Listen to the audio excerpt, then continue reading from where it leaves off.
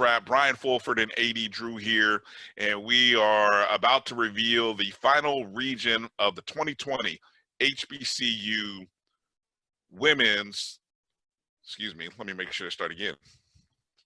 Okay. Here we are. 5, 4, 2. If I get the fingers right. You're watching the BCSN Sports Wrap. Brian Fulford and AD Drew here. And we have one more region to go with our 2020 HBCU Fantasy Women's Basketball Tournament. And I can tell, again, AD Drew has been the selection committee chairman, and he and the folks who have put this bracket together, they have done they've created a doozy here. Lots of talking points, but you know what? That's what the committee does. The committee of the real tournament, the NCAA tournament, they always have these strange matchups, and you know, they like to see some matchups that might create some talking amongst people, even though they don't admit to it, but it's always there. And of course, we've seen a very tough region, in my personal opinion, and we've seen some matchups that'll create some fan base interactions. And of course, you, the fans, are the ones that are deciding which teams advance. There's no simulations. There's no playing this out on the court, obviously, and there's no playing behind a computer joystick. So this is all based on the fan voting.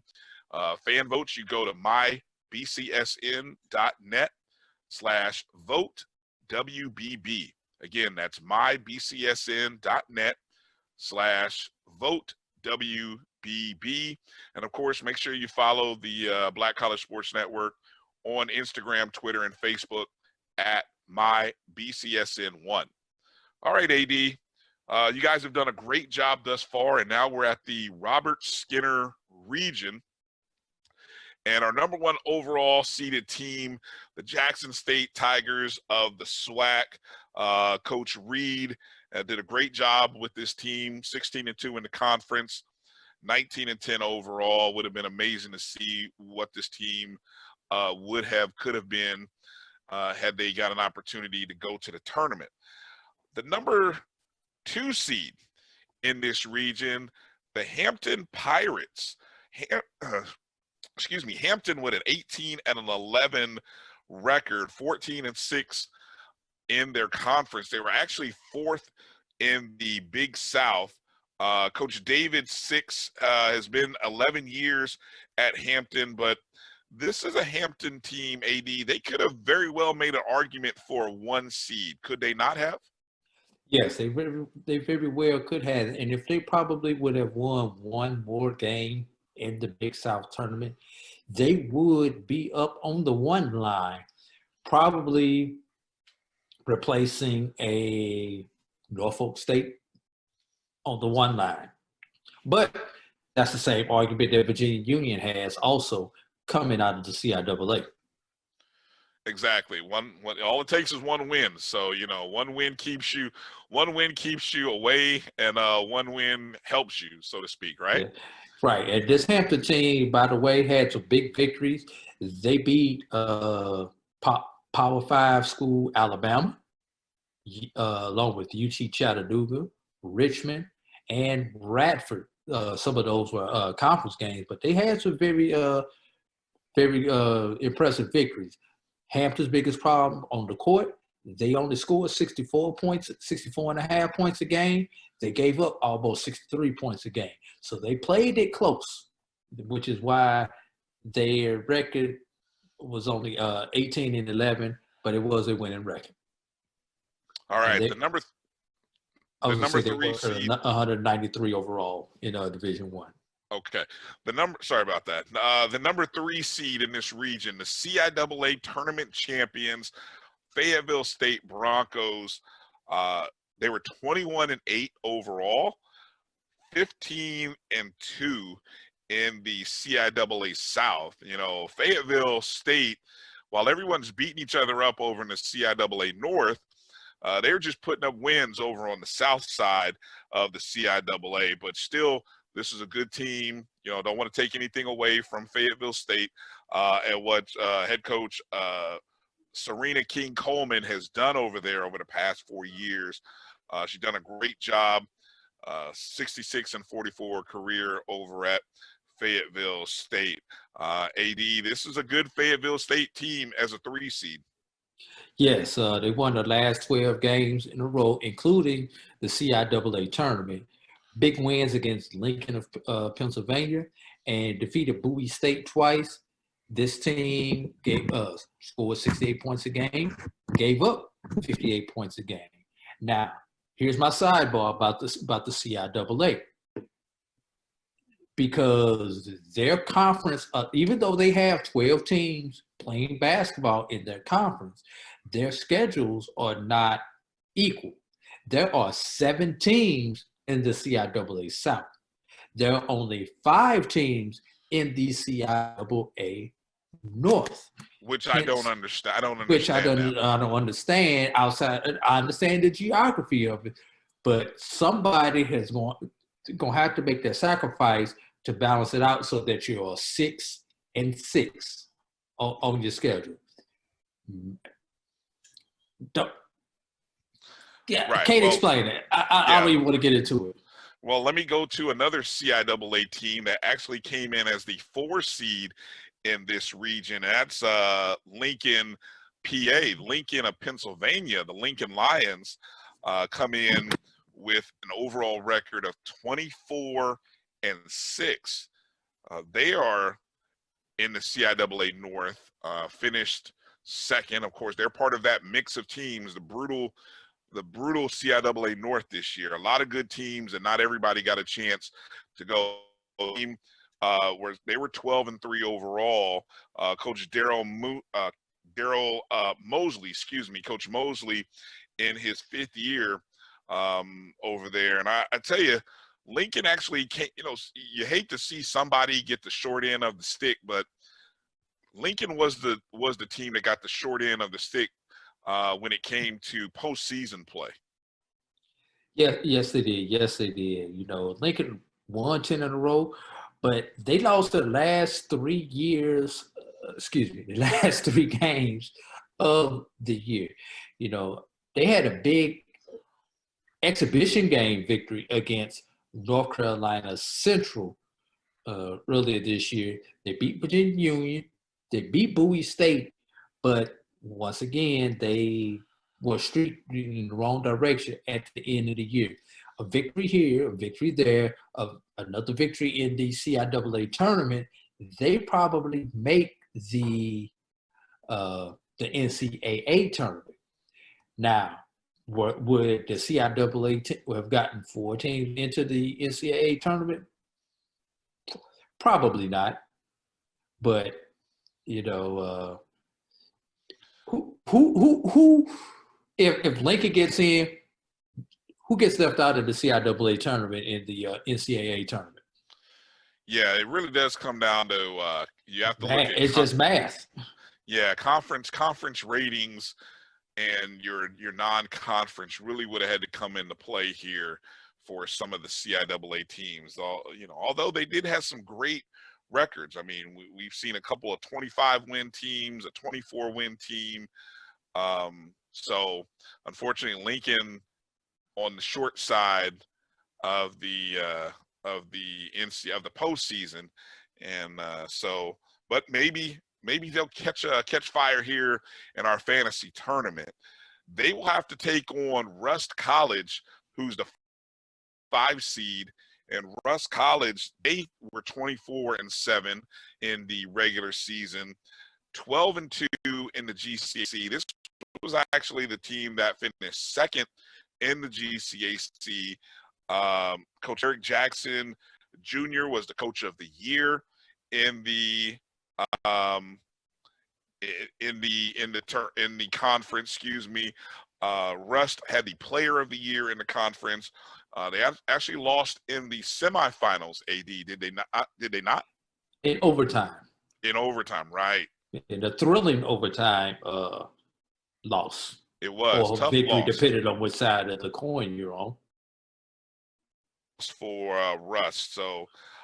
Correct me if I'm wrong, Brian. Was that the game that went into double overtime? Because I remember there was one game that went into double overtime in the tournament. I can't remember whether it was a men's or a women's game. This was the game, I believe, that went double overtime. Yes. Yeah, went double overtime against Philander Smith, matter of fact. Correct. Yeah, so Rust College coming in as a 5 seed, the 6 seed in this region, the Prairie View A&M Panthers. Now, it'll shock you now. They had some big wins despite having an overall record of 11-19. One of our lowest win totals of any team in the tournament. But they were 9-9 in the SWAC, finished 6th in the SWAC. And Coach Sandy Pugh, in her second year after 18 years at Southern, seems to have Prairie View going in the right direction, AD. And maybe it's those big wins, and that's the reason why Prairie View made it into the tournament. Yeah, I mean, they defeated Jackson State and Texas Southern, who just happened to be on the number 1 line in our tournament. But and you said one of the lowest wins of our teams in the tournament, Brian. They do have the fewest wins of any team that is in our tournament. But the Massey rating, when you look at the Massey rating scale, rated out ahead of some of the other Division 1 teams. And as a matter of fact, there's only one other Division 1 team. There are 2 other Division 1 teams that actually have lower Massey ratings than them who made our tournament. How about this? They have a Massey rating that's higher than a pair of teams, and I'm not going to put their names out there. They have a higher Massey tournament who had 27 wins and are higher seeds. So if you question, hey, why is Prairie View in the tournament? Well, I mean, you know what? Prairie View's rating, we didn't give them a higher seed, but they're probably deserving of a 6 seed. They can maybe even make the argument for maybe a 7 or an 8, but they're in the tournament. Right. And like Bill Paul says, all you want to do is get to the tournament. Right, exactly. And so that leaves Prairie View to take on Fayetteville State in that 6 versus 3 matchup. Now the 7-2 matchup, the 7 seed Tuskegee Golden Tigers with a 16-14 overall record, 10-8 in the conference. They were second, tied for second in the SIAC West. Coach Trelane Powell in her second year. AD, this matchup looks very similar to our matchup that we saw in the men's. Is that just a coincidence? It is a coincidence, but it is a rematch of the men's game that was played in our fantasy tournament. In that tournament, Hampton kicked Tuskegee's tail on Twitter. The votes on Twitter is what made Hampton blow Tuskegee out. So now I am going to take off my BCSN headphones and put on my Tuskegee alumni headphones. You can't do that. As the chair of the selection committee, I must stop you. You cannot do that. I protest. You can't do that. All right, I'm not going to tell my Tuskegee people, don't let us get beat on Twitter up for the second time. Let's get out on Twitter a little bit more. You can't say that, right? You cannot say that, exactly. Hey, they did good. Vote at mybcsn.com/vote. Now they just need to add the WBB to the back of it. mybcsn.com/vote WBB, and get even with that. Get out on the Twitter. And I'm joking when I say this, but everybody needs to get active on Twitter and promote this on Twitter for whatever school that you're voting for, along with the website, because your vote on Twitter counts and your vote on the website counts. So get out, vote, and tell your friends to vote. Vote one, vote the other, vote. I don't just get out and vote. Stay, or All let me right. rephrase that. Stay in to vote. We're not gonna All say right. get out to vote. Stay in. Okay. Oh, Tuskegee actually did make it to the SIC championship game, where they ended up losing to Benedict. So, yeah. um, One interesting stat about Tuskegee, Brian, and I've got to throw this out. They average 66.9 points per game on offense. They average 66.9 points per game on defense. When have you ever seen that, Brian? wait a minute, say that again. They average 66.9 points per game on offense. They gave up 66.9 points per game on defense. Well, They outscored their opponents on the regular season, when you actually looked at the raw numbers, by 1 point. I will tell you, there is a team that didn't make the field, an HBCU Division II level team that actually had the third.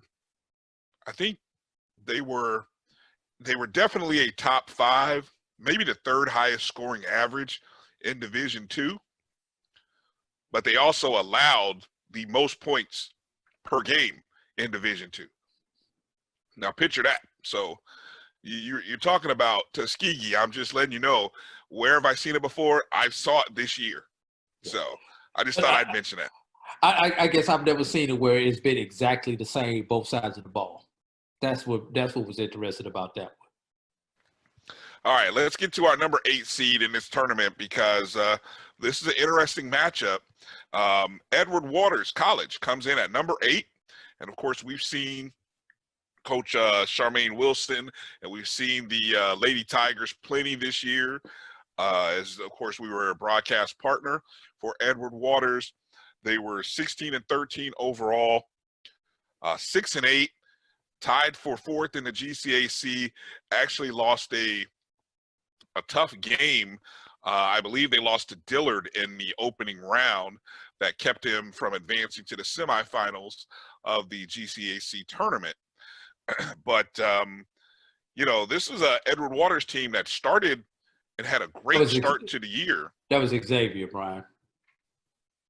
Edward Waters lost to Xavier. I thought the women lost. The women lost to Xavier. The men lost to Dillard. Okay, thank you. Yeah, thank you. Okay, thank you for correcting me on that. So, yeah, Edward Waters lost to Xavier in the opening round of the GCAC. But Edward Waters had a great start to the season, historic start to the season, kind of plateaued and leveled off from there. And, they've got a great fan base, a great supporting group. So it'll be interesting to see how the EWC Tigers take on the Jackson State Tigers in the voting.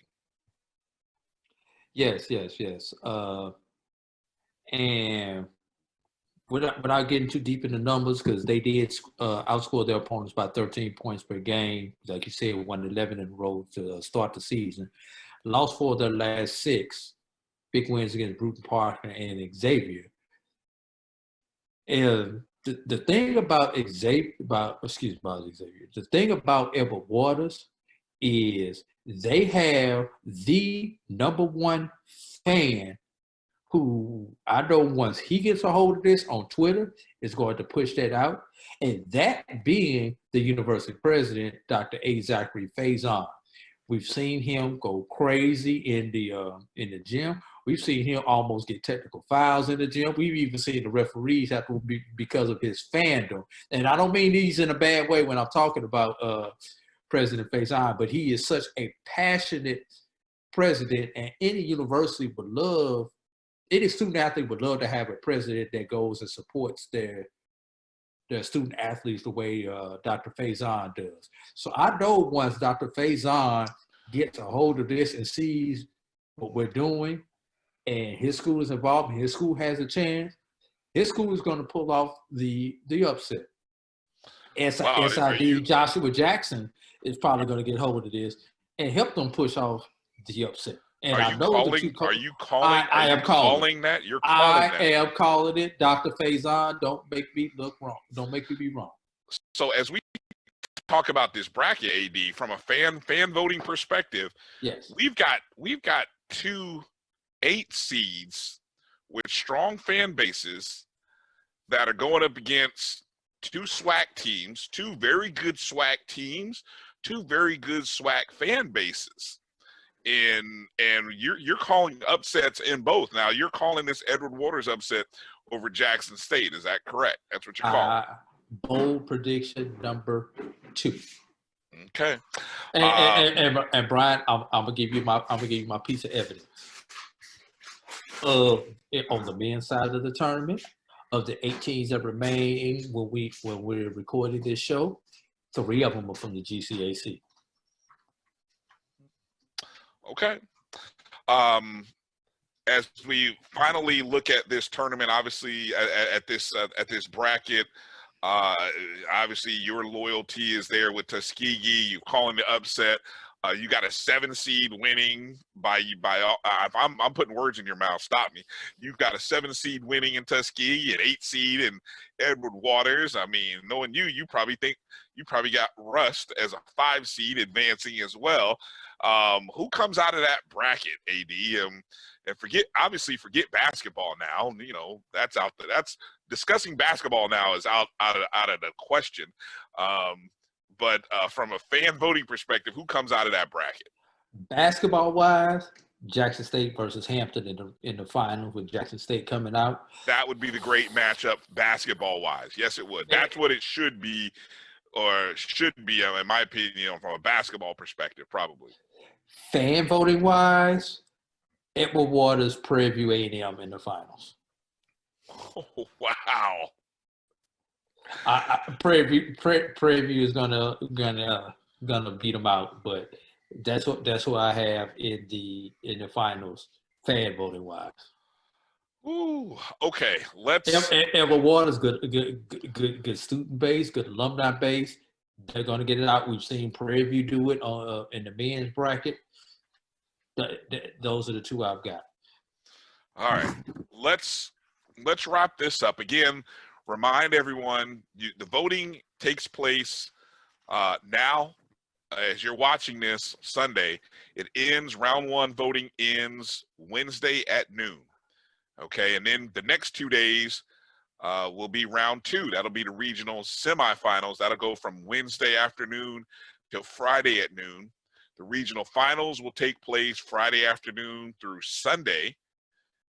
And so now we've gone a week, 6 days, and then we'll finish off the following week with the Final Four and then the championship matchup.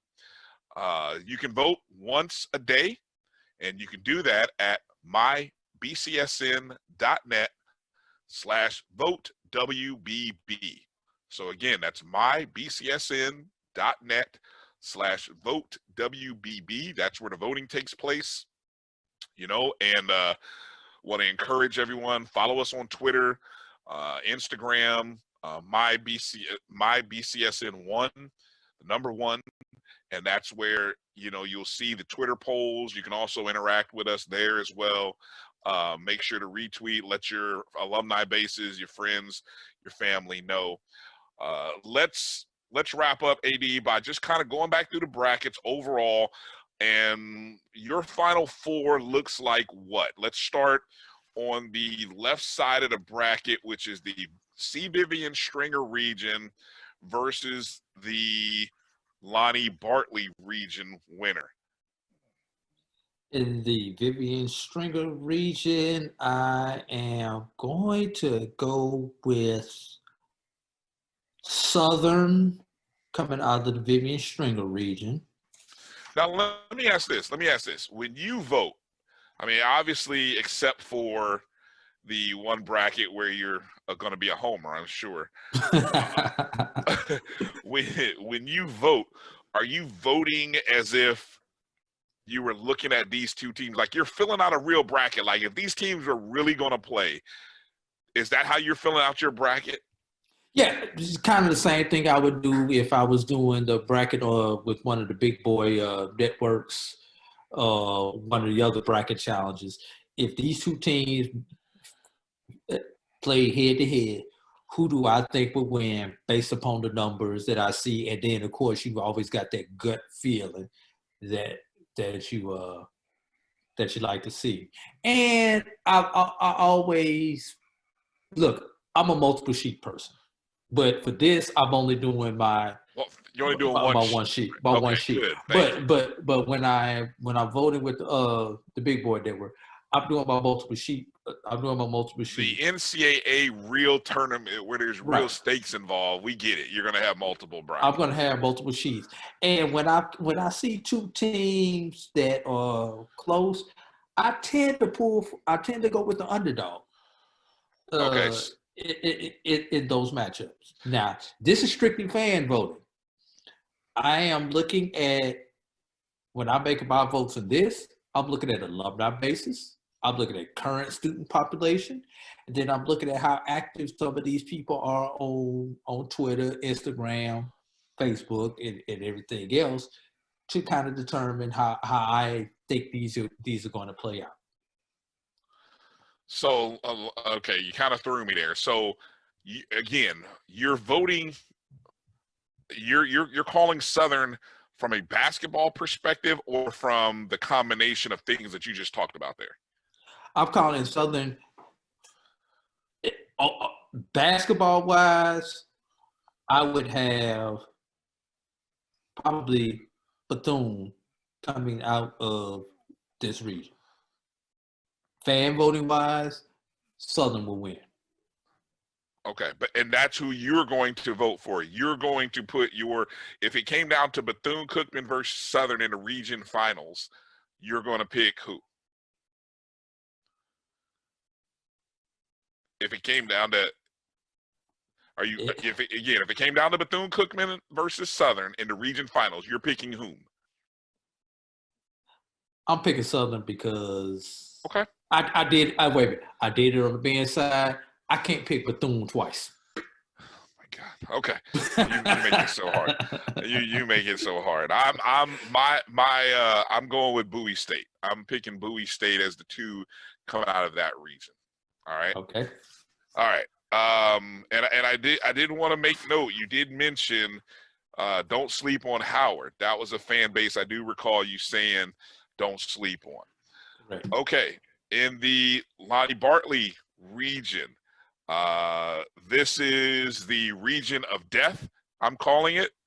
From a basketball perspective, or however you're doing your votes, who are you voting for? Dega's coming out of this one. Wow. And honestly, on the basketball court, I would probably be leaning more towards Dega in this region on the basketball court also. I really could see Dega versus Union of Benedict. I would give the edge to Union based on their CIAA schedule. Talladega and Virginia Union on the court would be who I would say would be in the finals of this region. Okay, I'm gonna go with Benedict. I'm gonna go with the 3 seed Benedict. That's the team that I've become impressed with, and I mean the possibilities are endless.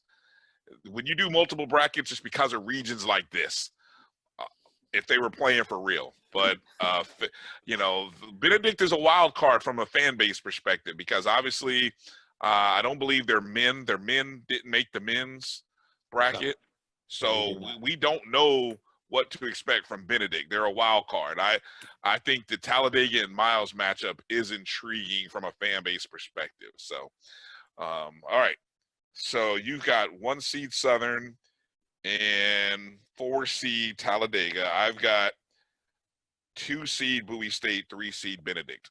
All right, other side of the bracket, Bo Browder region, where Texas Southern is the 1, North Carolina A&T is the 3. What do you see in this region? I've already called the upset. Xavier's going to come out of this one.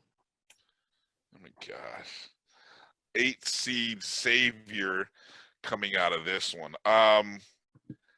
I'm putting my money on Doc. I'm putting my money on Dr. Kenyatta Cavill inside the HBCU Sports Lab and the Texas Southern Nation showing up.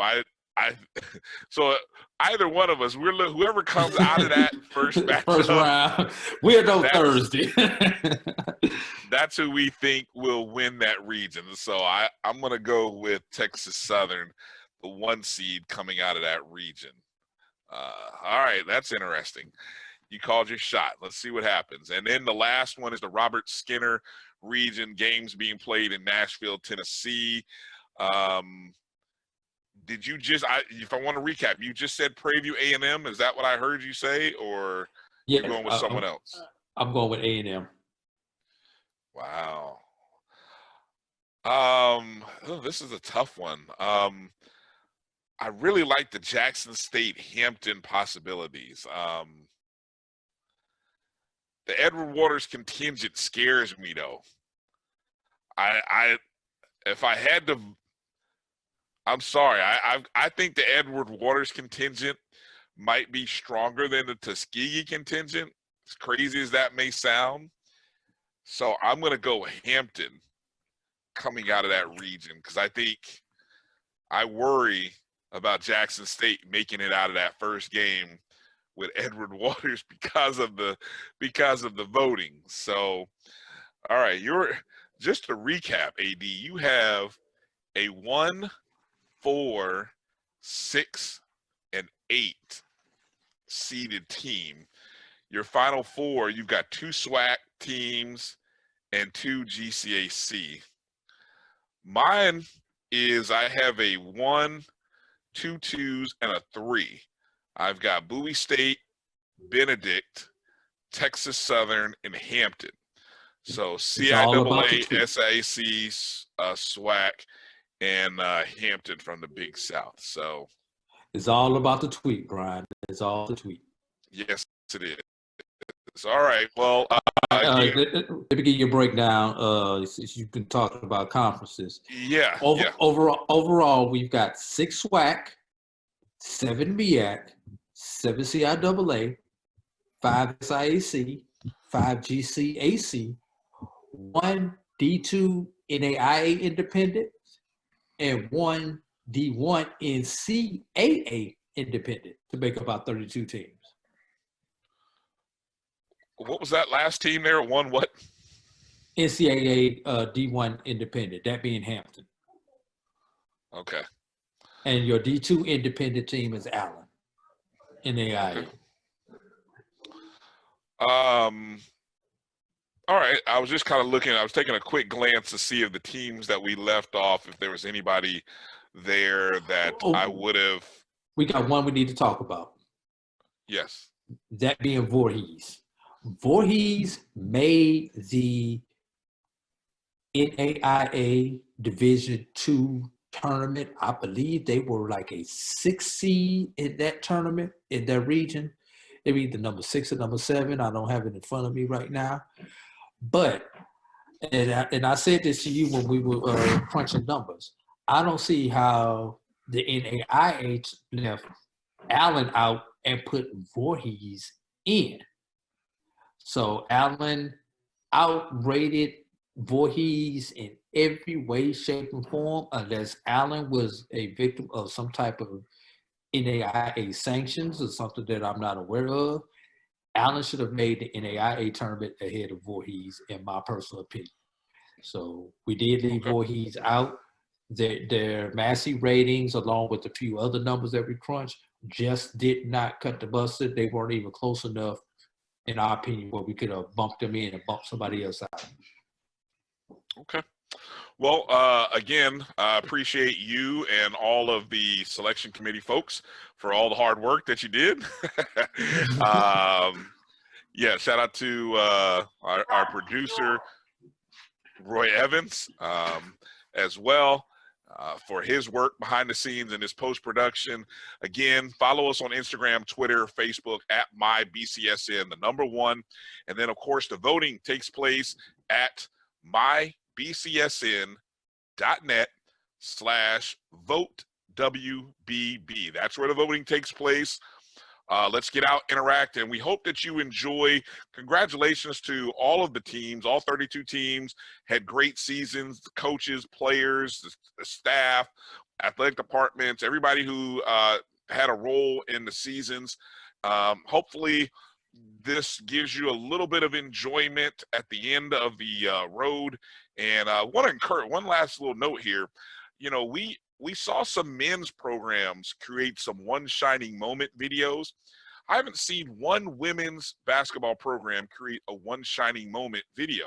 Now, I know that normally airs during the men's tournament, but look, I want to see some women's teams create a one shining moment recap of their season. I'm just putting that out there for, I mean, everyone's got time now. We should all be on quarantine. So somebody's got some time to put together some videos. Let's see those one shining moment videos, and let's celebrate the seasons that you all had. So thank you to all of the alumni bases, the athletic departments, the coaches, the players, anybody else who was involved. That's it. Did I get everything, AD? Anything I missed? No, I think you got everything pretty much covered. Wash your hands, stay inside, stay quarantined. Stay safe.